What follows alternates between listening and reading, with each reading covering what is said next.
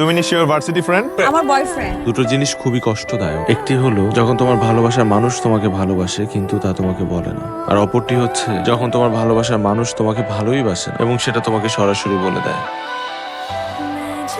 Thank you. আমি নিজে পছন্দ করে নিচ্ছি। আর রাতুল তো এখানে, এদিকে আয়। Happy birthday. Thank you. এর থেকে ছোট কোনো ফুলের তোড়া ছিল না। কি গিফট আনছো দেখি? শাড়িতে তো কমফোর্টেবলই না। ছোট্ট একটা শহর থেকে এসেছো, তোমার চিন্তা ভাবনা তো ছোট হবেই। ওর কি পছন্দ? ওর পছন্দ কি, বা ওর কিসে মন খারাপ হয়?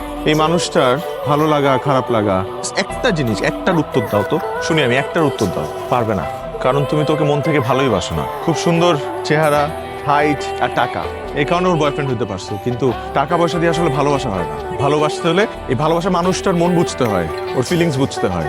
তুমি প্রেমের ফিলিংস কি করে বুঝবা? তুমি ভালোবাসার ফিলিংস কি করে বুঝবে? আই এম সরি ভাই, আমি তোমাদের রোমান্টিক মুহূর্তটা নষ্ট করে ফেলছি। আমার এরকম কোনো গিফট আনাই উচিত হয় না।